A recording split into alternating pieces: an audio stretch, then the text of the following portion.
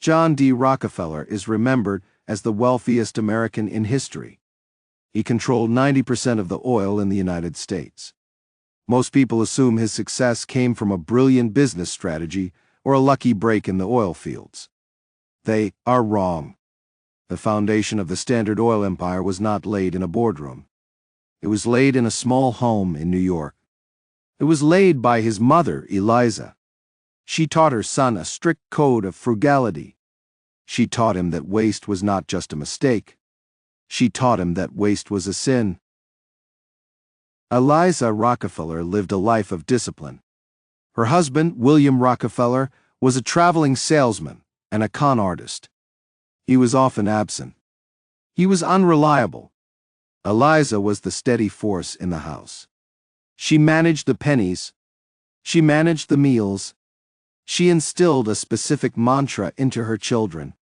She told them that willful waste makes woeful want.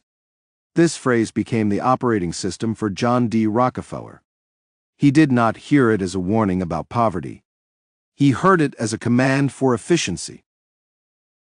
Rockefeller carried this lesson into his first job as a bookkeeper. He did not just record numbers.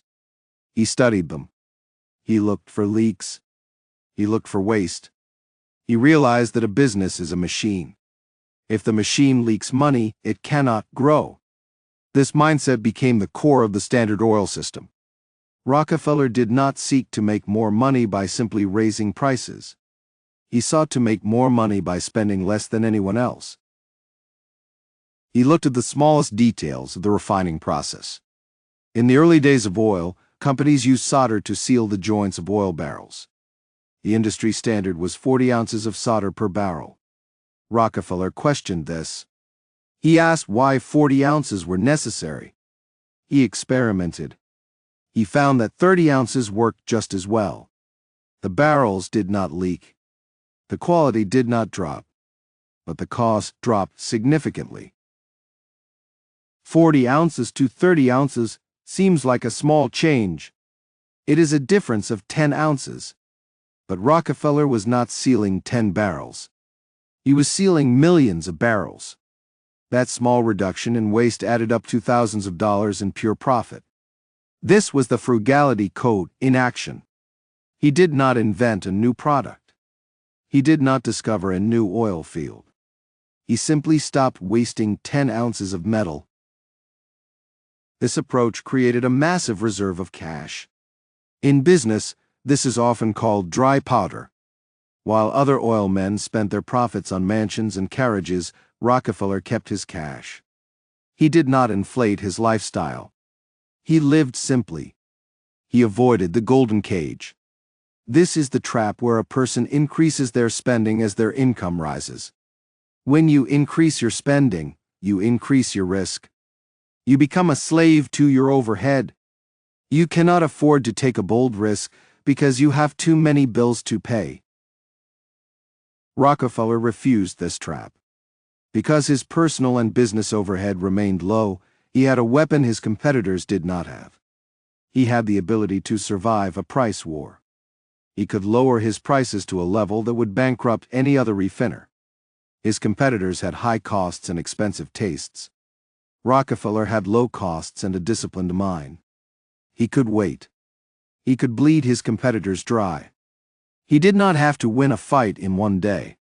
He only had to be the last man standing. The conflict was not just against other businessmen. It was a conflict against the culture of the era. The Gilded Age was a time of extreme excess.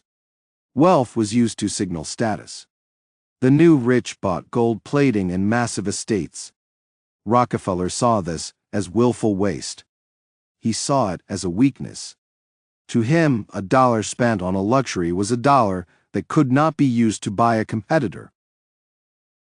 He viewed every unnecessary expense as a lost opportunity. This discipline extended to every employee at Standard Oil. He rewarded those who found ways to save money. He institutionalized frugality. He turned cost-cutting into a competitive sport. The goal was not to be cheap. The goal was to be efficient. This obsession with efficiency led to the total dominance of the oil industry. Rockefeller began buying up refineries during market crashes. He bought them when they were desperate. He bought them for pennies on the dollar. He could do this because he had saved his cash. He had followed his mother's lessons. He did not waste.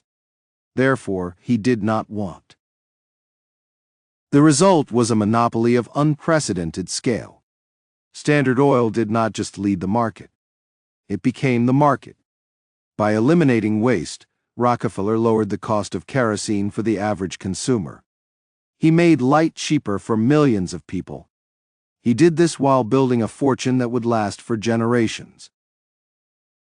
The lesson of the Rockefeller Code is simple. Discipline is the bridge to dominance.